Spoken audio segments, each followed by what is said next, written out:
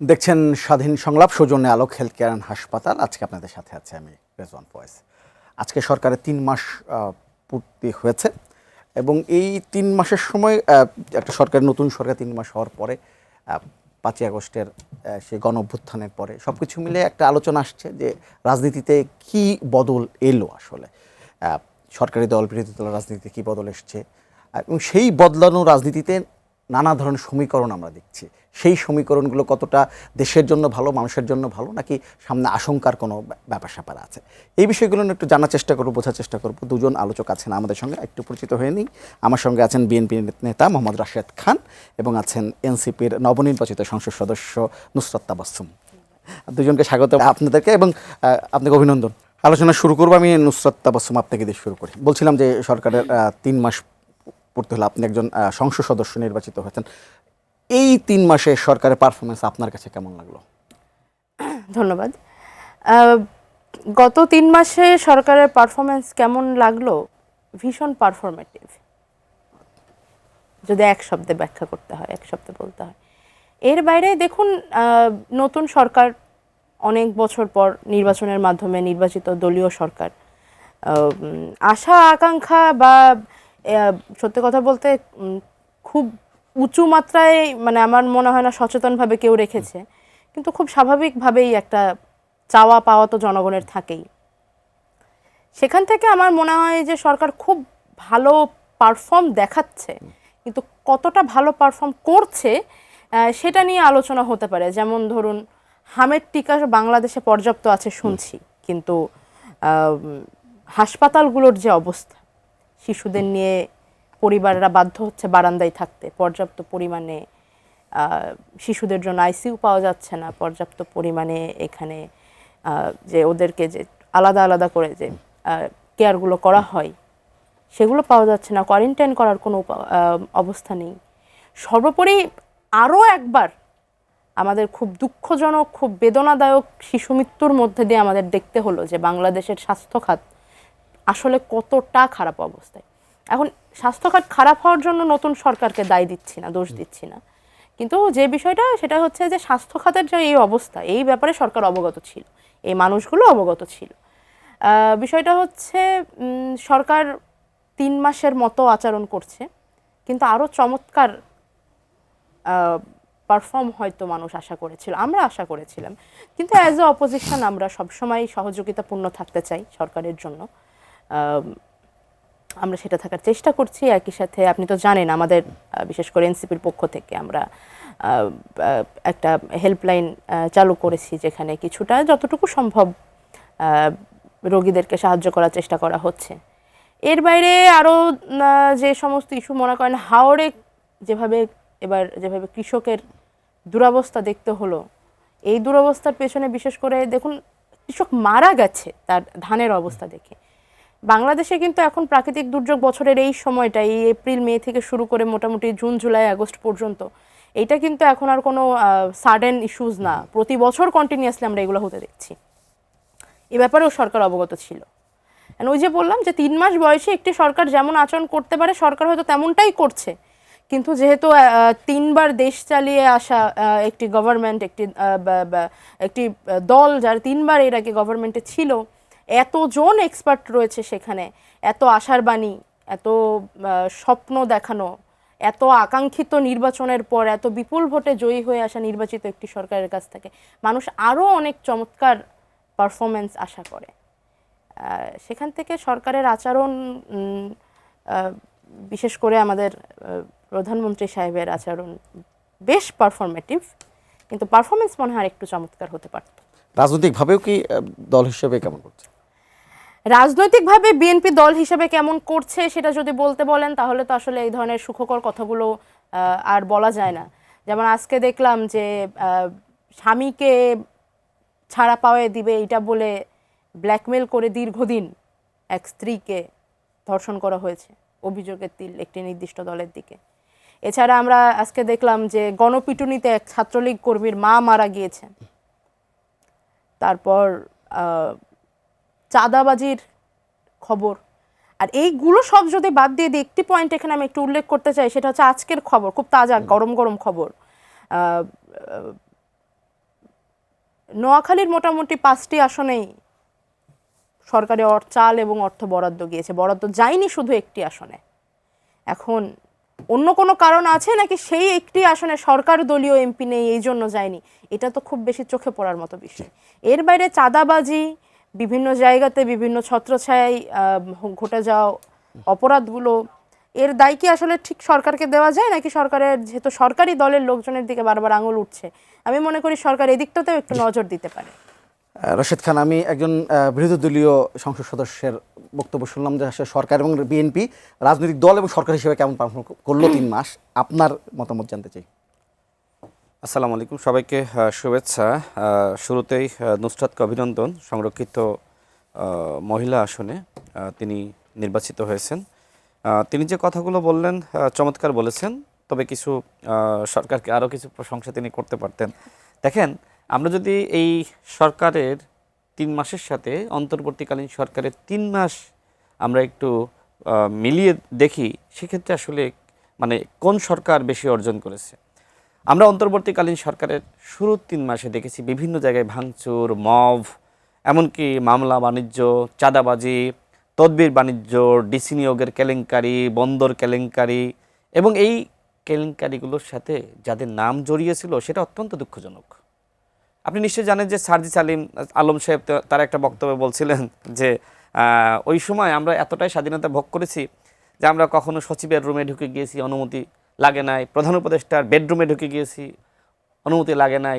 তার মানে এই যে বিশৃঙ্খলা অন্তর্বর্তীকালীন সরকারের সময়ে 3 মাসে এত বিশৃঙ্খলা আপনি কোথাও দেখাতে পারবেন না, কোনো রাষ্ট্রে না, বাংলাদেশেও না, মানে অন্তর্বর্তীকালীন সরকারের সময় যা হয়েছে।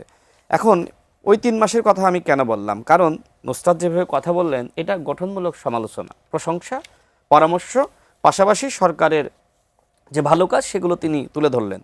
তাদের অন্যান্য নেতৃবৃন্দ এইভাবে আসলে এই কাজগুলো করে না। যারা নতুন রাজনীতি করে আমরা তাদের কাছ থেকে ঠিক এমনটাই প্রত্যাশা করি যে সরকার যদি ভুল করে আপনি সেটা শুধরে দেন এবং সমালোচনা করেন, কারণ গণতান্ত্রিক রাষ্ট্রে আপনাকে তো সমালোচনা করতে হবে। কিন্তু সমালোচনা না করে আপনি প্রতিনিয়ত হুমকি দিচ্ছেন, গণ অভ্যুত্থানের হুমকি। মানে গণ অভ্যুত্থান এমন সস্তা এবং পাঞ্চের জিনিস বানিয়েছে যে এইটা মনে হয় যে প্রত্যেক দিন ঘটানো যায়, এবং এটা তো দেখছি তাদের মানে সাথে যারা আছে, নাসিরউদ্দিন পাটোয়ারি, হাসনাত আবদুল্লাহ প্রতিদিন গণ অভ্যুত্থানের হুমকি দিচ্ছে। মানে মনে হচ্ছে এমন অবস্থা যে গণ অভ্যুত্থান মনে হয় কয়েকজন ডাকলে হয়ে যায়, এইটা খুব সহজ জিনিস। তো যাই হোক, নুসরাতের কথা আমার খুব ভালো লাগলো। দেখেন, এই সরকার যে উদ্যোগগুলো নিয়েছে এটা জনবান্ধব উদ্যোগ, এবং এই যে মানুষের সামাজিক নিরাপত্তামূলক কর্মসূচি, ফ্যামিলি কার্ড, কৃষি কার্ড, কৃষকদের ঋণ মওকুফ, এছাড়া আমাদের মাননীয় প্রধানমন্ত্রী, আপনি কি কল্পনা করতে পারেন যে বাংলাদেশে একজন প্রধানমন্ত্রী হবেন যিনি এইভাবে প্রটোকল ছাড়া জনগণের সাথেই জেমে চড়ে যাবেন? এটা কি কল্পনায় ছিল? আমরা কখনো ভেবেছি? তিনি সেই কাজটা করেছেন। এছাড়া দেখেন, খাল খনন, নদী খনন, বিল খনন কর্মসূচি, এগুলো তিনি এই পরিবেশের ভারসাম্য রক্ষার জন্য এই উদ্যোগগুলো তিনি নিয়েছেন।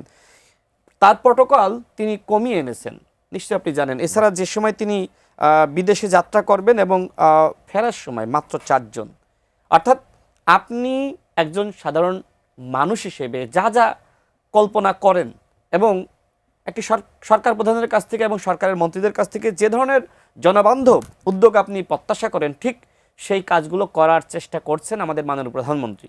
সময় দিতে হবে। কারণটা কি? কারণ ওই যে 16 বছরে যেভাবে বাংলাদেশকে ধ্বংস করা হয়েছিল, অন্তর্বর্তীকালীন সরকার তারা আসলে ওই অর্থে পরিবর্তন করতে পারে নাই। যদি 18 মাসে পরিবর্তন এই রাষ্ট্রের অনেকটা তারা করতে পারতেন, সেক্ষেত্রে বিএনপি সরকার ক্ষমতায় আসার পরপরই অনেক চমক আরও বেশি দেখাতে পারতেন। এখন এই ব্যর্থতা তো অন্তর্বর্তীকালীন সরকারকে নিতে হবে। এই যে আপনার 16 বছর এবং 18 মাস, সেই সময় যে পরিমাণ ঋণ নেওয়া হয়েছে, সেই ঋণের বকেয়া কিন্তু এই সরকারকে পরিশোধ করতে হচ্ছে, যেটা আমাদের অর্থমন্ত্রী বললেন যে ইতিমধ্যে 50,000 কোটি টাকা বকেয়া পরিশোধ করা হয়েছে। তাহলে কি করবে সরকার?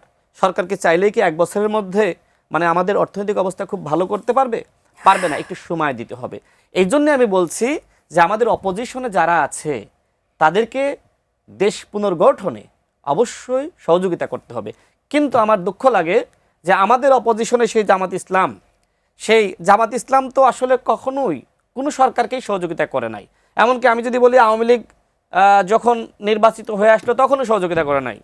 মানে আওয়ামী লীগ তো অপরাধী অবশ্যই, কিন্তু আওয়ামী লীগ যে সময় নির্বাচিত হয়ে এসেছে তখনও জামাত ইসলাম ষড়যন্ত্র করেছে। সেই ৭১-এর আগ থেকে তাদের ষড়যন্ত্র শুরু হয়েছে। মানে যে সময় একটা গুঞ্জন ছিল যে হয়তো বাংলাদেশ নামক একটি রাষ্ট্র স্বাধীন হতে যাচ্ছে, সেই ৭১ থেকে জামাত ইসলামের ষড়যন্ত্র শুরু হয়েছে। তাদের জ্বালা একটাই, সেটা হলো কেন বাংলাদেশ একটি স্বাধীন রাষ্ট্র হলো। এই জ্বালা থেকে তারা দেখেন পরবর্তীতে এরশাদের অধীনে নির্বাচনে চলে গিয়েছে, যাতে করে বাংলাদেশে কখনোই গণতান্ত্রিক সরকার ব্যবস্থা কায়েম হতে না পারে। এছাড়া দেখেন বিএনপি সরকার যে সময় ৯১-তে ক্ষমতায় আসলো, সেই সরকারকে আনস্টেবল করার জন্য জামাত ইসলাম এমন কোনো চক্রান্ত নাই যে চক্রান্ত করে নাই। ৩ বছরের মধ্যে ওই সরকারকে ব্যর্থ করার জন্য নানান ধরনের মিথ্যাচার, ইসলামকে পুঁজি করে মানুষকে বিভ্রান্ত করা, এই কাজগুলো তারা করেছে।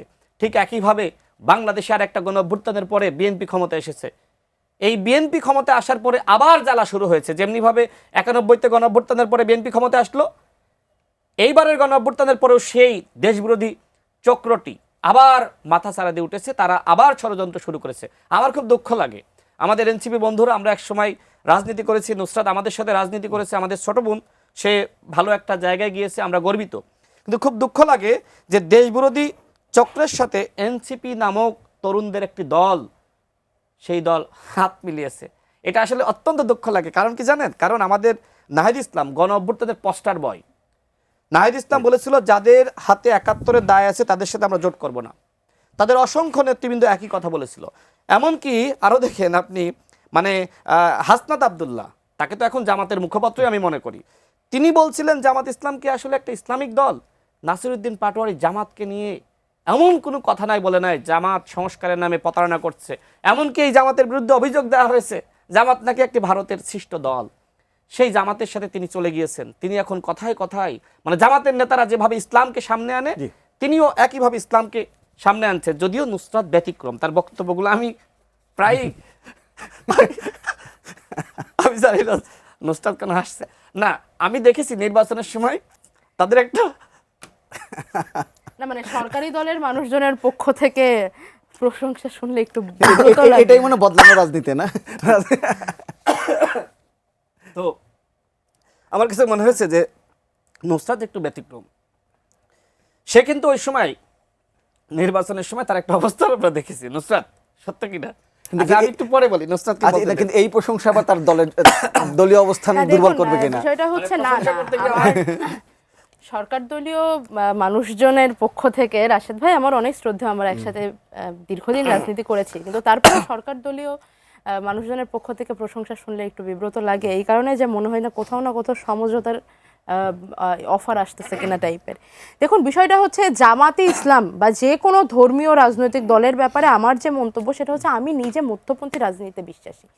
আমি 15 দিনের জন্য দল থেকে নিষ্ক্রিয় ছিলাম। এই জোটটা কোন প্রক্রিয়ায় হলো সেটা সম্পর্কে প্রপার একটি ব্যাখ্যা আছে, আমি প্রপার ব্যাখ্যা পেয়েছি। আমি আমার দলীয় কার্যক্রমে নিষ্ক্রিয় অবস্থা থেকে সরে এসে সক্রিয় হয়েছি। কিন্তু এখানে আমার কয়েকটা কথা বলার আছে। সেটা হচ্ছে,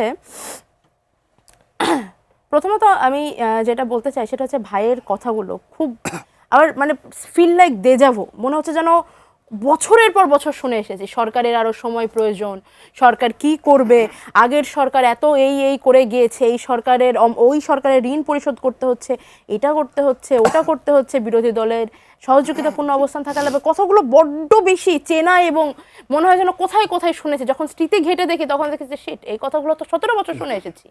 ঠিক সেনা শাসনের ময়লা আমাদের এখন পরিষ্কার করতে হচ্ছে, শেখ হাসিনাকে ভুল বোঝানো হচ্ছে, শেখ হাসিনা কতটা নিজের নাতি নাতিনদের জন্য রান্না করছে, সাধারণ মানুষের মতো জীবনযাপন করছে, তার কোনো বিলাস নেই, কোনো ব্যসন নেই, সে শিশুদের মাথায় হাত দিয়ে কথা বলে যাচ্ছে, তার এত ঋণ পরিশোধ করা হচ্ছে, এত উন্নয়ন করছে, শেখ হাসিনা একা কী করবে, তার আশেপাশে মানুষজন তাকে ভুল বোঝায়, সেখানে চেষ্টা করছে।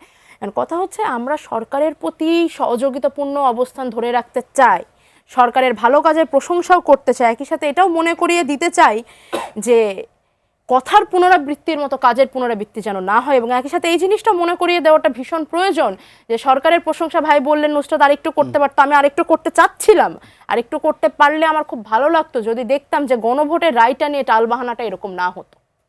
আর এইখানে প্রশ্ন আসে যে জামাতের মতো দেশবিরোধী কোট আন কোট দলের সাথে জোট করার বিষয়টা, জামাতের মতো তথাকথিত মানে যদি বলা হয় যে দেশবিরোধী শব্দটা ভাইকে যদি কোট করি, তাহলে এই দলের সাথে সবচেয়ে দীর্ঘদিন জোটে থেকেছে ভাইয়ের বর্তমান দল। বিষয়টা হচ্ছে দেখেন আমাদের দল গণতন্ত্র বিশ্বাস করে, আমি কিন্তু নুসরাতকে স্পেস করে দিয়েছি। Thank you. বিষয়টা হচ্ছে নির্বাচনী জোট এবং রাজনৈতিক জোটের মধ্যে একটি তফাৎ রয়েছে। আমরা আমাদের অবস্থান সবসময় পরিষ্কার রেখেছি। আমাদের নেতাকর্মীরা তাদের যখন নিশ্চয় তাদের যে বক্তব্য কোনো না কোনো পর্যায়ে তারা এই ব্যাখ্যাগুলো পেয়েছে বিধায় তারা এই নির্বাচনী জোটটাই কিনেছে। সবচেয়ে বড় কথা হচ্ছে আমাদের দলের নেতৃবৃন্দ অ্যাটলিস্ট প্রশ্নগুলো তুলেছিল তো কোনো না কোনো সময়। আমরা অনেক দলকে এরকম দেখেছি প্রশ্নই তাহলে তো মানে প্রশ্ন উঠাতেই চায়নি। এনসিপি তো সবেমাত্র তারা সব বাংলাদেশের নবীনতম দল। আমরা বাংলাদেশের ইতিহাসের পর থেকে যদি দেখি, যদি জামাত ইসলামকে এতটাই অপছন্দ থাকতো দেশের মানুষের, তাহলে তাকে সবচাইতে বেশি স্বীকৃতি দেয়া, তাদেরকে ফিরিয়ে নিয়ে আসা, তাদেরকে রাজনীতিতে নিয়ে আসা, পাশের সিটে বসানো, তাদের হাত ধরে একই সাথে নির্বাচন করা, তাদের সমর্থনে সরকার গঠন করা, এগুলো তো বাংলাদেশের মানুষজন দেখে এসেছে। আমি এখানে পুনরায় বলছি, আমি এখানে এই জোটকে সমর্থন দিচ্ছি এরকম কিছু না। আমি শুধু বলতে চাই যে সমর্থন দিতে না চাইলে অনেকগুলো জায়গা রয়েছে কথা বলার। চিনিখোরের কোনো অধিকার থাকে না অন্যজনের কেন ডায়াবেটিস সেটা নিয়ে প্রশ্ন করার। আর এই বিষয়ে আমার রাজনৈতিক মন্তব্য, আমি মধ্যপন্থী ছিলাম, আমি মধ্যপন্থী আছি, আমি মধ্যপন্থী থাকব। আমি বর্তমানে এনসিপির রাজনীতি করছি এবং আমি এই সংসদে এনসিপির প্রতিনিধি হয়েই থাকবো, এনসিপির কথাটাই বলবো। কিন্তু তার মানে সাদাকে সাদা কালোকে কালো বলতে তো আটকে যাওয়া যাবে না। একটা ফোন আছে, ফোনটা নিয়ে তারপর আসছে। হ্যালো। হ্যালো, জি, আপনার নামটি বলে প্রশ্নটি করেন। আমি মোহাম্মদ মোজাম্মেল হক, সিরাজগঞ্জ থেকে। জি বলেন। আমার প্রশ্ন হলো রাশেদের কাছে যে জুলাই যোদ্ধারা বলছিল দিল্লি না ঢাকা, দিল্লি না ঢাকা, ঢাকা ঢাকা। এখন তারা ওই জুলাই যোদ্ধারা অন্তর্বর্তীকালীন সরকারে থাকার ভিতরে এখন যে আমেরিকা না ঢাকা, আমেরিকা না ঢাকা, এই জুলাই যোদ্ধারা এখন মুখ বন্ধ করে আছে কেন? ওকে, জি, থ্যাংক ইউ। আমেরিকা না ঢাকা? জি আচ্ছা, আমি আসলে মানে নুসরাতকে আমি প্রশংসা এবার করছিলাম, হেসে আপনার ইন্টারাপ্ট করব না প্লিজ। নুসরাতকে আপনি please প্রশংসা করছিলাম, continue। তো সে হেসে আসলে আমার থামিয়ে দিয়েছে, ধন্যবাদ। তো আমি যে কথা বলছিলাম সেখান থেকে বলতে বলতে আপনার প্রশ্নের উত্তর দেবো, যেটা দর্শক করলেন। দেখেন, আমি নুসরাতের ওই সময়কার অবস্থানকে ধন্যবাদ জানাই। কারণ হলো এনসিপিতে বেশ কিছু প্রগতিশীল গণতন্ত্র মনা এবং যাদের সম্ভাবনা আছে এরকম কিছু মানুষ যুক্ত হয়েছিল, এবং সেই সম্ভাবনাময় মানুষগুলো অধিকাংশই কিন্তু পদত্যাগ করেছে শুধুমাত্র এনসিপির শীর্ষ কতিপয় নেতৃবৃন্দর এই ধরনের সিদ্ধান্তের কারণে। কোন ধরনের সিদ্ধান্ত? ওই যে স্বাধীনতা বিরোধী যে চক্র, যারা দেশবিরোধী চক্র, তাদের সাথে জোটের সিদ্ধান্ত নিল। এখন আপনি প্রসঙ্গ আনতে পারেন যে বিএনপি কেন এই জামাত ইসলামকে সাথে নিয়েছিল। শহীদ প্রেসিডেন্ট জিয়াউর রহমান তিনি জামাত ইসলামকে রাজনীতিতে সুযোগ দিয়েছিলেন দেখার জন্য যে এই জামাত ইসলাম ভালো হয় কি না। যেমনিভাবে কেউ অপরাধ করলে একটা সময় তাকে জেলে রাখা, এরপরে তার মুক্তি দেওয়া, বাকি জীবন সে কীভাবে কাটায়। তো এই চেষ্টা তিনি করেছিলেন, তাকে তো প্রাণ দিতে হয়েছে। এরপরে দেশনেত্রী বেগম খালেদা জিয়া সাথে রেখে জামাত ইসলামকে মানুষ করার চেষ্টা করেছিলেন, কিন্তু জামাত ইসলাম তো আসলে মানুষ হওয়ার নয়। এই জন্যে আমি গত কাল বলেছি যে জামাত ইসলাম একটা অমানুষের দল, যারা স্বাধীনতা সার্বভৌমত্বকে বিশ্বাস করে না, যারা আবরার ফাদের খুনিদের পাশে দাঁড়ায়, যারা রোজা এবং পূজাকে এক মনে করে, যারা ইসলামের নাম ভাঙিয়ে চাঁদাবাজি করে, বইয়ের চিকিৎসা আগে নাকি বাইতুল মালের চাঁদা আগে, এদেরকে আমি মানুষ বলতে চাই না, এদেরকে আমি অমানুষই বলতে চাই। এই জন্যই বলেছি যে জামাত ইসলাম একটা অমানুষের দল। যদিও তারা খুবই ক্ষুব্ধ, মানে আমাকে ফেসবুকে হত্যার হুমকি দিচ্ছে, কেউ কেউ ক্রস ফায়ারের কথা বলছে যে ওকে ধরে ক্রস ফায়ার দেওয়া উচিত। কিন্তু আমাদের কথাগুলো তো আমাদের বলতে হবে। যে কথা নুসরাতরা বলতেছেও বলতে পারে না, এনসিপির কিছু নেতৃবৃন্দের কারণে প্রতিবাদ করেছিল, এবং তিনি নিজেই কিন্তু বললেন যে আমি এতদিন আমি নির্বাচনী কার্যকলাপ থেকে আমি পিছনে ছিলাম এবং অনেকে পদত্যাগ করেছে। আজকেও দেখলাম একজন ছাত্রদলের নেতা এনসিপিতে যুক্ত হয়েছিলেন একটি সম্ভাবনা দেখে, যে নতুন নেতৃত্ব বাংলাদেশে পরিবর্তন আনবে, বাংলাদেশের আকাশে বাতাসে সংস্কারের আলাপ, জুলাই সনদ বাস্তবায়নের আলাপগুলো মানুষের কাছে পৌঁছে দিবে। তারা এখন জুলাই সনদ আর সংস্কারের কথা খুব বেশি বলে না, ক্ষমতার কথা। যারা জাতীয় নির্বাচন চায়নি নাসিরউদ্দিন পাটোয়ারিরা বলেছিল 12ই ফেব্রুয়ারি বাংলাদেশে কোনো নির্বাচন হবে না। সার্জিস আলমরা বলেছিল অন্তর্বর্তীকালীন সরকারের মাননীয় প্রধান উপদেষ্টাকে আরো 5 বছর ক্ষমতায় থাকতে হবে। আমরা কিন্তু নির্বাচনটা আদায় করেছি, তারা নির্বাচন চায়নি। এখন তারা প্রতিদিন হুমকি দিচ্ছে যে স্থানীয় নির্বাচনে যদি ভোট কারচুপি করা হয় তাহলে শহীদ জিয়ার সন্তানকে হুঁশিয়ারি উচ্চারণ করছি, হাত ভেঙে দেওয়া হবে। কত বড় স্পর্ধা এই নাসিরউদ্দিন পাটোয়ারি। এর আগে শহীদ প্রেসিডেন্ট জিয়াউর রহমানকে নিয়ে বাজে মন্তব্য করেছিল। একটা গল্প বলি আপনাকে। এই মন্তব্যের পরে যে সময় সারা বাংলাদেশে বিএনপির নেতৃবৃন্দরা প্রতিবাদ করছে, সেই সময় নাসিরউদ্দিন পাটোয়ারি, সেই সময় রমজান মাস, বর্তমানে যিনি স্বরাষ্ট্রমন্ত্রী জনাব সালাউদ্দিন আহমেদকে ফোন দিয়েছিলেন, বলছিলেন ভাই আগামীকাল চাঁদপুরে আমার একটা প্রোগ্রাম আছে, আমার নিজ জেলা, সেখানে তো ছাত্রদল যুবদল তারা তো আমার বিরুদ্ধে ঝাড়ু মিছিল করছে, প্লিজ আপনি শেষবারের মতন একটু আমাকে সেভ করেন, শেষবারের মতন। এরপরে সালাউদ্দিন ভাই তিনি চাঁদপুরের বিএনপির নেতৃবৃন্দকে কল করে বললেন, ছোট মানুষ ভুল করেছে, আশা করি ভবিষ্যতে শুধরে নিবে, তোমরা ও গেলে ওর বিরুদ্ধে কোনো মিছিল টিছিল করো না। হ্যাঁ, আমি শেষ করছি। তো দেখেন, এইটা কিন্তু আমি জানি এবং আমি চ্যালেঞ্জ করে বলছি, প্রয়োজনে এই টকশো শেষে নাসিরউদ্দিন পাটোয়ারিকে আমাদের বোন নুসরাত প্রশ্ন করতে পারেন, তো বিএনপি এতটাই উদারমনা যে নাসিরউদ্দিন পাটোয়ারি যাতে অ্যাসাল্টেড না হয় এই জন্য বিএনপি নেতৃবৃন্দকে আমাদের বর্তমানে স্বরাষ্ট্রমন্ত্রী হিসেবে বলে দিয়েছিলেন। দেখেন, তিনি হুমকি দিচ্ছেন হাত ভাঙবেন, অথচ তিনি এই কথা বলার পরে ভয়ে তার নিজ এলাকায় যেতে পারছিলেন না। তাহলে এত বড় সাহসী বিপ্লবী যোদ্ধা, জিজ্ঞেস করেন যে কার ভয়? আমি শেষ করি না, কার ভয়ে মানে কি? আপনি যে এখানে সমালোচনা করেন না, আমি তো আপনাকে ওয়েলকাম জানিয়েছি, কিন্তু আপনি যদি এই টকশোতে আমাকে গালিগালাজ করেন, আপনি যদি বিএনপি সরকারকে গালিগালাজ করেন, আপনি যদি মাননীয় প্রধানমন্ত্রীকে হাত ভেঙে দেওয়ার হুমকি দেন, তাহলে কি হবে বলেন? প্রতিক্রিয়া তো যারা রাজনীতি করে তারা তো দেখাতে চাইবেই। আপনি যে সময় গণতান্ত্রিক হবেন, আমিও গণতান্ত্রিক হব, কিন্তু আমি বলি শোনেন, শুয়োরের বাচ্চা একটা পশু না শুয়োর? এখন আমি শুয়োরকে যদি বলি এটা মানুষের বাচ্চা, এটা কি হবে? ঠিক যারা শুয়োরের বাচ্চার মতন আচরণটা করছে, এদের সাথে ওই ধরনের আচরণটা না করলে এই বাংলাদেশের বাস্তবতায় আমরা আপনি পরিবেশ করতে পারবেন না। আচ্ছা, এই ভাষা আমরা ব্যবহার না করে আমরা আমি এই ভাষাটা আপনি গালিভাবে আচ্ছা গালিভাবে নিলাম না, দেখেন এটা তো একটা পশু। আমি সেটাই বললাম যে এই যে শুয়োরের বাচ্চা রাস্তা দিয়ে হেঁটে যাচ্ছে, এখন ওইটাকে আমি যদি দেখি যে ওটা মানুষের বাচ্চা হেঁটে যাচ্ছে, এটা কি হবে? ওটা তো শুয়োরের বাচ্চা। আচ্ছা ঠিক আছে, আমরা দেখছি শুয়োরের বাচ্চার মতো। আচ্ছা, আমরা এই ধরনের ভাষা এখানে প্রয়োগ না করি। কিন্তু বলি না, ঠিক আছে যে শুয়োর একটা পশু। না তারপর আপনি মানুষ হয়ে কেন পশুর মতো রাজনীতি করবেন? একজন মানুষ হয়ে কেন আপনি পশুর মতো আচরণ করবেন? আপনি মানুষের মতো আচরণ করেন, যাতে করে আমি বলতে পারি এই যে মানুষের বাচ্চাগুলো হেঁটে যাচ্ছে। আচ্ছা ঠিক আছে, মানুষের বাচ্চাগুলোর কথা আমরা এই ধরনের ভাষা ইউজ করি। ব্যাখ্যা দিই। আচ্ছা ঠিক, ওকে, একজন দর্শক আছে, ফোনটা একটু নিয়ে নিই, তারপর আসছি আবার। হ্যালো, আসসালামু আলাইকুম। ওয়ালাইকুম সালাম। তার নামটি বলে প্রশ্ন করেন। জি স্যার, আমি পাবনা সুজানগর থেকে আব্দুল জব্বার বলছিলাম। জি জব্বার সাহেব বলেন। আমার দুজনের কাছে প্রশ্ন সংক্ষিপ্ত। প্রথমে রাজাত সাহেবের কাছে, নবনিযুক্ত সংসদ সদস্য বিএনপি। আমি বলতে চাচ্ছি যে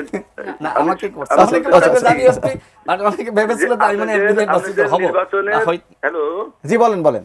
রাজাত সাহেব শোনেন আমার কথা। হ্যাঁ বলেন। আপনাদের নির্বাচনের 3 মাস হয়ে গেছে, 3 মাসের মধ্যে আপনারা এই হামের টিকা নিয়ে কি রিয়েক্ট করেছেন, কি রেসপন্স করেছেন, কি থিঙ্ক করেছেন, এটি আপনার কাছে প্রশ্ন। কতটুকু উন্নতি আমরা করেছেন? আর এনসিপির আহ্বায়ক এবং নবনিযুক্ত সংসদ সদস্য নুসরাত ম্যামের কাছে আমার প্রশ্ন, আমরা তো আজকে শুনতেছি যে প্রধান উপদেষ্টা সহ সব উপদেষ্টাকে দেশের বাইরে যাওয়া বাধা এই হামের কারণে। তা আপনারা তো ডক্টর ইন্দ্র সাহেব আসার পর থেকেই দফায় দফা তাদের একই সূত্রে গাথা ছিলেন। আপনারা জুলাই সনদ নিয়ে, আপনারা গণভোট নিয়ে, আপনারা নোট অফ রিসেন্ট নিয়ে সব সময় আপনারা উপদেষ্টার সাথেই ছিলেন এবং প্রধান উপদেষ্টার সাথে ছিলেন। তা সেক্ষেত্রে আপনি করে তো একবার দায় এড়ানোর মতো কোনো সুযোগ নাই। তখন আপনারা ভালো একটা ফর্মে ছিলেন, বিএনপিও ছিল, জামাতও ছিল, বুঝতে পারছি। আমরা এটার উত্তর নেওয়ার চেষ্টা করব। দুটোই হাম নিয়ে নুসরাত তাবাসসুম জব্বার সাহেব পাবনা থেকে ফোন করেছেন। তিনি বলেছেন যে যেহেতু হামের এই যে সংকট, টিকার সংকট, সবকিছু মিলে এখন যে অবস্থা, সেটি বলা হচ্ছে যে অন্তর্বর্তীকালীন সরকার টিকা আনেনি, এই জন্য হয়েছে। যেহেতু আপনারা এনসিপি অন্তর্বর্তীকালীন সরকারের একটা সমর্থক ছিলেন, সেই দায় আপনাদের উপর পড়ে কিনা? প্রথমত এনসিপি অন্তর্বর্তীকালীন সরকারের সমর্থক ছিলেন কথাটার মানে কি? বরং ভিজুয়াল বিরোধিতা যেটুকু হয়েছে, সে জুলাই সনদে সই করা নিয়ে বলেন কিংবা আর জানিয়ে, সেটুকু তো করছে বিএনপি, এই এনসিপি। সেখানে তো আমরা বরং বিএনপির সাথে, জামাতের সাথে বিএনপি কিন্তু হ্যাঁ, প্রতিবাদ নোট অফ করেছে। ডিসেন্ট দেওয়া আর আগে আগে গিয়ে অনেক সই করে বিষয়ে ফেলার মধ্যে অন্তর্বর্তীকালীন তফাৎ আছে। সরকারের ভাই, অনেক please, এবার একটু বলতে দাও। অনেক অপরাধ নিয়ে প্রতিবাদ করেছে। বিষয়টা হচ্ছে সত্য 3 বের মাস হয়ে থেকে এসেছে। ভোট চাইতে শুরু করা, নোট অফ ডিসেন্ট দেওয়া প্রত্যেকটা পয়েন্টে, তারপরে গিয়ে সই করে আসা। আমাদের বক্তব্য তো খুবই লজিক্যাল এবং খুব লিগ্যাল ছিল যে আমরা যে সমস্ত বিষয়ে এখানে নোট অফ ডিসেন্ট দেওয়া হয়েছে সেগুলোর সমাধান না হওয়া পর্যন্ত, কিংবা ঠিক কিভাবে জুলাই সনদ কার্যকর করবে সেটা নিয়ে একটা সুস্পষ্ট নির্দেশনা না আসা পর্যন্ত সাদা কাগজে সই করবো কিভাবে আমরা, ঠিক না? আর এই থাকে যে সমর্থন করার বিষয়টাতে অন্তর্বর্তীকালীন সরকারের উপদেষ্টা হিসেবে যারা ছিলেন তার মধ্যে 2 জন ছিলেন ছাত্র প্রতিনিধি। এর বাইরে যারা ছিলেন কেউ কোনো একটি দলের বন্ধু, মহাসচিবের কলেজ জীবনের বন্ধু, তার একসাথে বসে চা খেতে দেখা যায়। কোনো জায়গায় দেখা যায় যে আরও গভীর সম্পর্ক, কারোর সাথে বৈবাহিক আত্মীয়তা রয়েছে। কোন রাজনৈতিক দলের সমর্থন ছিল না অন্তর্বর্তীকালীন সরকারের প্রতি? এই প্রশ্নটা আমি রাখতে চাই জনগণের কাছে। যদি অন্তর্বর্তীকালীন সরকারের প্রতি আওয়ামী লীগ ব্যতীত প্রত্যেকটি রাজনৈতিক দলের সমর্থন ছিল বিধায় অন্তর্বর্তীকালীন সরকার হতে পেরেছিল, নাহলে তো সরকারই আসতে পারে না ওই মুহূর্তে। আর অন্তর্বর্তীকালীন সরকারের এই দায় উপদেষ্টা পরিষদ থেকে আমাদের সম্মানিত আহ্বায়ক পদত্যাগ করেছেন 6 মাসের মাথায়। আরও একজন যিনি পদত্যাগ করে এসেছেন আমাদের দলের মুখপাত্র, তিনি অন্তর্বর্তীকালীন সরকারের অংশ হিসেবে ছিলেন, এই জন্য তিনি নির্বাচনে যাননি। আর কতভাবে নিরপেক্ষতা দেখানো যায়? এরপরেও এটা একটি রিট হয়েছে। অন্তর্বর্তীকালীন সরকারের যদি দোষ থেকে থাকে শিশু হত্যার পেছনে, আমার মনে হয় না এনসিপি এক ফোঁটাও এটাকে গার্ড দেওয়ার চেষ্টা করবে। বরং আমরা প্রথম থেকে বলে আসছি যে যদি এটার পেছনে এটার তদন্ত হোক, এই তদন্ত জনসম্মুখে প্রকাশ করা হোক, দোষীদের দায়ীদেরকে একদম পরিষ্কারভাবে তাদেরকে বিচারের আওতায় আনা হোক। যদি সেখানে আমাদের কোনো সমর্থন পাওয়া যায়, শুধু এই একটা ক্ষেত্রে না, আমাদের প্রত্যেকটা নেতাকর্মী বারবার আমরা বলে যাই, অসংখ্য অভিযোগ নিয়ে আসা হয় প্রত্যেক দিন। ফেসবুকে ঢুকলে অভিযোগ কমেন্ট বক্সে 6 লাভ হয়ে যায়, কিন্তু কোনো অভিযোগের কোনো প্রমাণ নেই, কোনো অভিযোগের কোনো ভিত্তি নেই। আমি বলবো যদি অভিযোগ থেকে থাকে তাহলে বর্তমান তো দেশে নির্বাচিত সরকার রয়েছে, তারা তদন্ত করুক। তারা আমাদের তদন্তকর স্বাধীন, এখানে দুদক রয়েছে, স্বাধীন বিচার বিভাগ রয়েছে, তারা আমাদের নিয়ে নিরপেক্ষ তদন্ত করুক এবং যদি কোনো অপরাধ পাওয়া যায় তাহলে এই ক্যারেক্টার অ্যাসাসিনেশন বন্ধ করা হোক, বিচার করা হোক। শুধু অভিযোগের মাধ্যমে যে চরিত্র হনন হয় সেটার তো কোনো সমাধান দেখা যাচ্ছে। রাশেদ খান, দুজন দর্শক দুটো প্রশ্ন আছে। একটা হচ্ছে যে হাম নিয়ে এই 3 মাসে সরকার কি করেছে, এবং ওই দিল্লি না ঢাকা সেই স্লোগান বদলে এখন দিল্লি না আমেরিকা হয়ে গেছে, ঢাকা না আমেরিকা হয়ে গেছে। আচ্ছা, আমি নুসরাতের 2টা বক্তব্য খুবই ভালো লাগলো। সেটা হলো, আমি দীর্ঘদিন ধরে যে কথাটা বলে আসছি যে অন্তর্বর্তীকালীন সরকারের 18 মাসের বিচার বিভাগীয় তদন্ত হওয়া উচিত। এনসিপির একজন উদীয়মান নেতৃত্ব, তার কাছ থেকে আমি একই কথা শুনলাম। আমিও মনে করি যে আওয়ামী লীগের সময়ে যে 16 বছরে দুর্নীতি, অর্থ পাচার, লুটপাট, গুম খুন, ক্রসফায়ার, এই 16 বছরের তদন্ত সামান্য করেছে অন্তর্বর্তীকালীন সরকার। সুতরাং ওইটা দিয়ে হবে না। এখন বিএনপি সরকারকে ওই 16 বছরের তদন্ত করতে হবে। পাশাপাশি যেহেতু অন্তর্বর্তীকালীন সরকার নিয়ে এনসিপির অভিযোগ আছে, যদিও অনেকে বলে যে এনসিপি সরকার ছিল অন্তর্বর্তীকালীন সরকার, আমিও বলেছি, মানে আমার কাছে বেশ অনেকগুলো উদাহরণ দিয়ে আমি দেখিয়ে দিতে পারবো। সেই জায়গায় ওই 18 মাসের তদন্ত হওয়া উচিত যে এক্ষেত্রে আসলে কার কি অপরাধ, যেহেতু অভিযোগ অনুযোগগুলো সামনে আসছে। এবং নুসরাত আরেকটা চমৎকার কথা বলেছে, দুদক এবং স্বাধীন বিচার বিভাগ। দেখেন, বিএনপি সরকার কিন্তু দুদক এবং বিচার বিভাগকে স্বাধীন করতে চেষ্টা করছে, এবং এই বিচার বিভাগের উপরে এনসিপির অনেকের আস্থা না থাকলেও নুসরাতের আস্থা আছে, তার বক্তব্যের মধ্য দিয়েই কিন্তু ফুটে উঠল। সুতরাং আমি মনে করি যে 18 মাসের অবশ্যই তদন্ত হতে হবে। কারণ আমার কাছে খুব অবাক লেগেছে হান্নান মাসুদের একটা বক্তব্য শুনে আমার নিজেরই এক ধরনের কান্না পেয়েছিল। ওই গণস্বাস্থ্য হাসপাতালের সামনে সে কিন্তু কেঁদে ফেলিয়েছিল। এরপরে সেই হান্নান মাসুদ কিভাবে আসলে ওই মোহাম্মদপুর থানা থেকে চাঁদাবাজদেরকে ছাড়াইতে গেল, আমার খুব কষ্ট লাগে। এবং কি এমন প্রয়োজন পড়লো যে যেখানে বন্দরে নানান ধরনের কেলেঙ্কারি হয়ে থাকে, তার মতন উদীয়মান নেতৃত্ব, গণ অভ্যুত্থানের নায়ক, তাকে কেন বন্দরের উপদেষ্টা হইতে হবে? এবং ডিসি নিয়োগের সাথে হাসনাত এবং সার্জিসের কতটুকু সম্পর্ক ছিল সেইটা নিয়ে কিন্তু যুগান্তরে বিস্তারিত নিউজ প্রকাশিত হয়েছিল। আচ্ছা, আরেকটা জিনিস বলি, যে সময় আমাদের বোন নুসরাত, নাহিদ ইসলাম, আসিফ মাহমুদ, আবু বাকের মজুমদার, তারা যে সময় ডিবির অফিসে তারা নির্যাতন আক্রমণের শিকার হচ্ছিলেন, ঠিক একই সময়ে হাসনাত এবং সার্জিস তারা ওই পুকুর পাড়ে হাঁটছিলেন, ঘুরছিলেন, তারা পাখি দেখছিলেন, বাতাস খাচ্ছিলেন আর জুস খাচ্ছিলেন। এটা প্রমাণিত সত্য। নুসরাত এখানে আছে, তাকে সাক্ষী রেখে বলছি। এখন নুসরাতকে মারছে আসিফ মাহমুদ আর বাকের মজুমদার, নাহিদ ইসলাম, তারা বন্দি, হ্যান্ডকাপ পরা অবস্থায় তাদেরকে নিয়ে যাচ্ছে। অন্যদিকে হ্যান্ডকাপ ছাড়া অবস্থায় পুকুর পাড়ে তারা জুসের দোকানে বসে জুস খাচ্ছে। এই জন্যই কয়েকদিন আগে আমি একটা বক্তব্য বলেছিলাম, 19 জুলাই যারা গ্রেপ্তার হচ্ছে, একদিকে কেউ নাহিদ ইসলামকে গুম করেছে, তুলে নিয়ে গেছে, আর অন্যদিকে এরা সরকারের সাথে সংলাপ মারাইতে গেছে। এমনকি এরা আরো মানে দেখেন, এমনকি আপনি যদি আসিফ মাহমুদের বইটা দেখেন, সেখানে কিন্তু আপনি দেখবেন আসিফ মাহমুদ বলছে যে 5 আগস্ট বিকালবেলা তারা সেনাবাহিনীর বা ডিজিএফআর গাড়িতে করে যাচ্ছে। ওই সময় আমরা ফোন দিয়ে বললাম, তোমরা যদি গাড়ি থেকে না নামো তোমাদেরকে জাতীয় বেঈমান আখ্যায়িত করা হবে। দেখেন 7 আগস্ট একজন ছাত্র উপদেষ্টা আমাকে বলেছিল, ভাই হাসনাত এবং সার্জিস জাতির সাথে বেঈমানি করেছে। এখন যেহেতু একসাথে রাজনীতি করছে, এখন তারা অনেক বিষয়গুলো সামনে আনবে না। আমি এই জন্যই বারবার বলেছি, হাসনাত এবং সার্জিস আওয়ামী লীগকে, শেখ হাসিনাকে টিকিয়ে রাখার জন্য কাজ করছিল, আর আমার বোন নুসরাত তারা হাসিনাকে ফেলানোর জন্য কাজ করছিল। গণঅভ্যুত্থানের এরকম ইতিহাস আছে।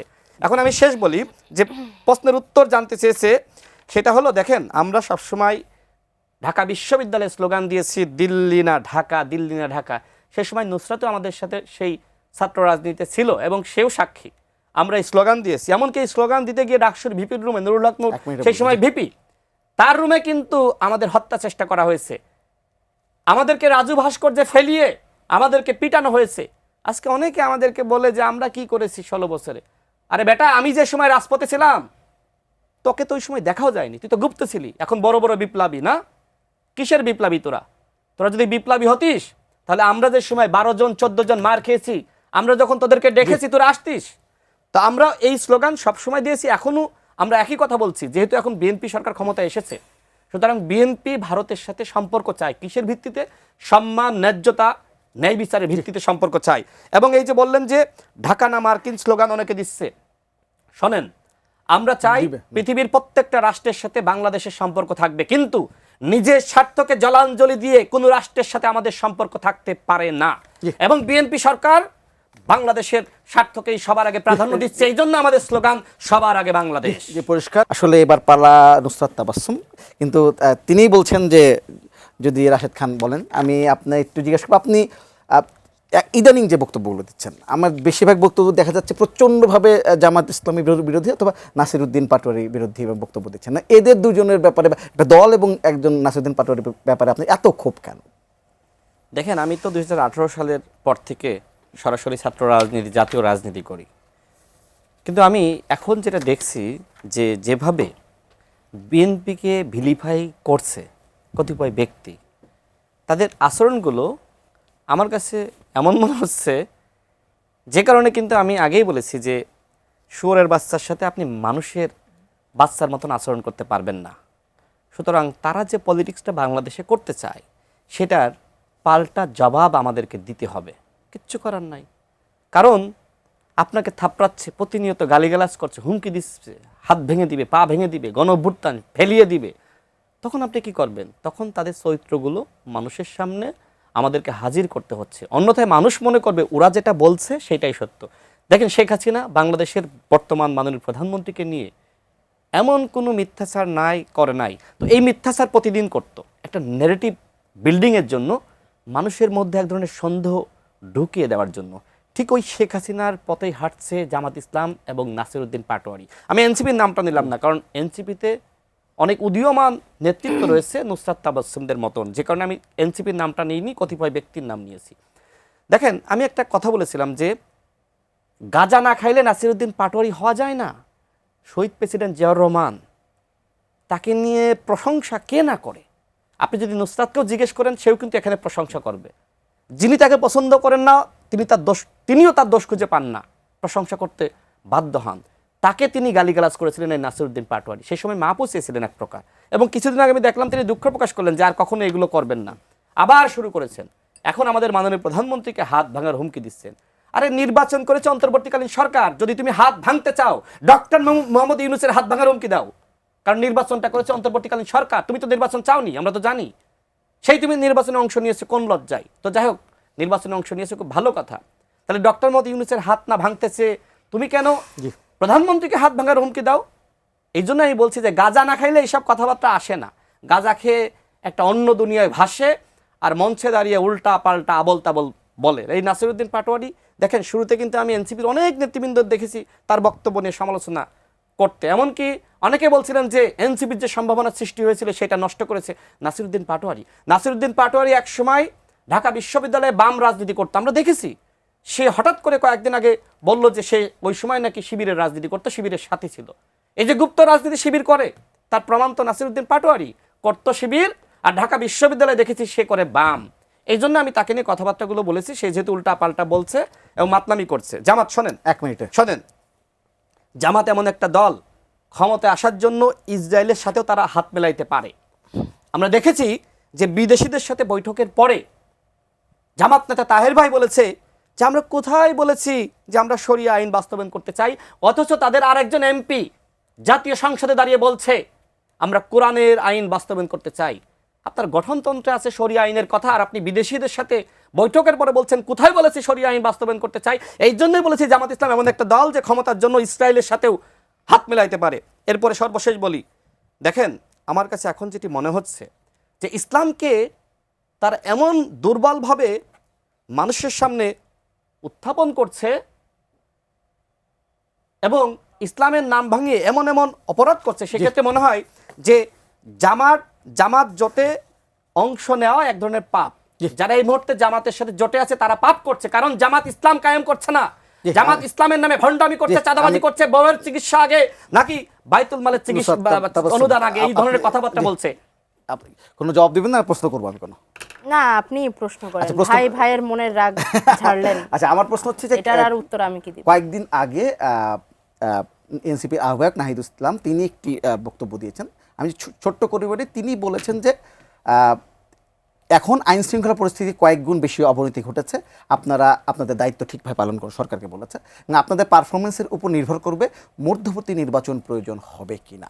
আসলে এই সময় মানে 3 মাস সরকার, এই সময় রাশিদ খান যেমনটা বলছিলেন যে আপনারা আন্দোলনের হুমকি দিচ্ছেন, এখন যদি মধ্যবর্তী নির্বাচনের কথাও আসে, এটা ঠিক কিনা?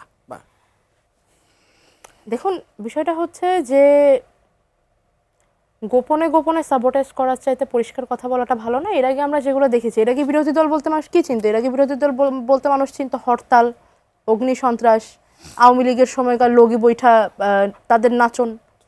তার থেকে এই যে সংঘাতের বাইরে গিয়ে সংলাপের প্রচেষ্টা, আমি তো এটাকে প্রশংসনীয় বলে মনে করি। আর এর বাইরে যদি বলেন আইন শৃঙ্খলা রক্ষাকারী বাহিনীর কার্যকলাপের কথা, আমি দুটো এখানে উল্লেখ করব। একটা হচ্ছে গত 3 মাসে বাংলাদেশে মাইনর রেপের সংখ্যাটা বেশ কয়েক শত। আরেকটি ঘটনা বলবো, প্রথম দফার অধিবেশন শুরু হওয়ার একদম শুরুর দিকেই সংসদের সামনে এবং কিছুদিন আগে আমার যতটুকু মনে পড়ছে সম্ভবত সিলেট বা মৌলভীবাজারের কোনো একটি শহরে ছাত্রলীগের বড়সড় মিছিল দেখা গিয়েছে। বড়সড় মিছিল বলতে আমি বলছি, যতটুকু আমার অঙ্ক যদি খুব বেশি ভুল না হয়, অ্যাটলিস্ট 120 জন মানুষ ছিল এই মিছিলটাতে, এবং সংসদের সামনে দাঁড়িয়েছিলেন প্রায় 25 জন মতো সংসদের সামনে। এর বাইরে এই যে ব্ল্যাকমেল করে ক্রমাগত ধর্ষণ করা, পিটিয়ে নারী হত্যা, নারীর প্রতি ক্রমাগত সহিংসতা, এখন অন্তর্বর্তীকালীন সরকারের সময় আইন শৃঙ্খলা পরিস্থিতি কেমন ছিল সেটা নিয়ে আলোচনা করতে হলে অন্তর্বর্তীকালীন সরকারের সময় আলোচনা করতে হতো। এবং আমি যতটুকু জানি, অন্তর্বর্তীকালীন সরকার যখন ক্ষমতায় ছিল তখন প্রত্যেকটি রাজনৈতিক দলই ছিল বিরোধী দল, কিন্তু বর্তমানে একটি দল এবং তার কিছু সঙ্গী দল সরকারে এবং কিছু দল এখন অপোজিশন। প্রত্যেকটি দলের এখন ভূমিকা একরকম হবে না। আমার মনে হয় সংঘাতে না গিয়ে 3 মাসের হোক বা 6 মাসে হোক, সংঘাতে না গিয়ে সংলাপের মাধ্যমে যখন কথাগুলো বলা হচ্ছে, এটিকে প্রশংসা করা উচিত এবং সরকারের উচিত এই বক্তব্যকে আমলে নেওয়া। কারণ আসলেই তো আইন শৃঙ্খলা রক্ষাকারী পরিস্থিতি খুব খারাপ। বর্তমানে বাংলাদেশের আইন শৃঙ্খলা পরিস্থিতি খুবই খারাপ, এটা তো অস্বীকার করার কোনো সুযোগ নেই। এখন এইটা বিরোধী দল বলছে, এই জন্য আপনারা এটাকে অপোজ করবেন, আপনার দলের মানুষজন যতক্ষণ না বলবে ততক্ষণ অপেক্ষা করবেন, নাকি যেই বলছে দেশের ভালোর জন্য এটা ভেবে আপনারা এদিকে নজর দিবেন? এটা তো সরকারের বিষয়। আমি একটু 10 সেকেন্ড অ্যাড করি। 10 সেকেন্ড। হ্যাঁ, নুসরাত তাবাসসুম চমৎকার কথা বললেন যে সংলাপ, বিএনপি সরকার সংলাপে বিশ্বাস করে। এই জন্যই শপথ নেওয়ার আগে মাননীয় প্রধানমন্ত্রী তিনি জামাতের আমিরের বাসায় গিয়েছেন, নাহিদ ইসলামের বাসায় গিয়েছেন, ইসলামী আন্দোলন বাংলাদেশের আমিরের বাসায় গিয়েছেন। কিন্তু এরপরে বিশেষ করে জামাত এবং এনসিপির কতিপয় নেতৃবৃন্দের যে ধরনের বক্তব্য, হুমকি, এগুলো অত্যন্ত দুঃখজনক। তিনি যে ভাষায় কথা বলছেন, পুরো এনসিপির নেতৃবৃন্দের উচিত নুসরাত তাবাসসুমকে অনুসরণ করা এবং তিনি যে ধরনের গঠনমূলক রাজনীতি, দেশ পুনর্গঠনের জন্য সরকারি দলকে সহযোগিতা করার জন্য যে ভাষায় কথা বললেন, আমি এটাকে অ্যাপ্রিসিয়েট জি করছি। রাশিদ খান, আপনি দলে তাকে চাপে ফেলে দেবেন মনে হচ্ছে। না না না, চাপে না, সেটা দেখুন, আমাকে অত্যন্ত 10 সেকেন্ড সময় দেন। ইতিবাচক কথা প্রথম বলেছেন। কথা হচ্ছে, একটি রাজনৈতিক দলে অনেকে থাকে। আমি যদি বলি বিএনপির কিছু নেতৃবৃন্দর কথা যেমন শুনতে খুব চমৎকার লাগে, কিছু নেতৃবৃন্দ আবার গিয়ে একদম কচি কচি শিশুদের বলে তোমরা ভবিষ্যতে জাইমা রহমানের সাথে রাজনীতি করবে, কেউ কেউ বলে যে তারা পোস্টারে ভাসিয়ে দেবে, কেউ কেউ খুবই জপথপ কথা বলে, কিন্তু কিছু কিছু নেতৃবৃন্দ খুবই চমৎকার কথা বলে। কিন্তু বিষয়টা হচ্ছে সব মিলেই একটি রাজনৈতিক দল, দলের দলীয় অবস্থান কে কতটা ধারণ করছে তার উপর নির্ভর করে সেই দলটা কোন ভাবে যাচ্ছে, কোন দিকে যাচ্ছে। কিন্তু বোন নুসরাত তাবাসসুম, আমরা শেষ করব। দেখেন নাসিরউদ্দিন পাটোয়ারির মতন বেয়াদব বিএনপিতে আমার একজন অনুরোধ আছে কিনা আপনি থাকবে, দেখেন। দয়া করে দেখেন বাংলাদেশের দেখাতে রাজনীতিকে পারবো ভাই, নোংরা বিশ্বাস নোংরা করেন, করছে আমি সে। দেখাতে পারবো। আপনারা নতুন রাজনীতি করেন, প্লিজ তাকে থামান, অন্যথায় এনসিপির সম্ভাবনা এখনো যতটুকু সৃষ্টি আমার হয়েছে অনুরোধ থাকবে এইটা কিন্তু একটি সে টক থামিয়ে শোতে দিবে। নাসির ভাই এবং রাশেদ ভাইকে আপনারা সামনাসামনি নিয়ে আচ্ছা, আসেন। আমরা চেষ্টা করব নিশ্চয়ই। আমরা আজকে শেষ করছি, দুজনকে ধন্যবাদ আমাদের সাথে যুক্ত হওয়ার জন্য। দর্শক, আজকের পর্ব এখানে শেষ করছি, আগামী পর্ব নিশ্চয়ই আবার দেখা হবে। ততক্ষণ পর্যন্ত ভালো থাকবেন, সুস্থ থাকবেন, এটিএন এর সঙ্গে থাকবেন।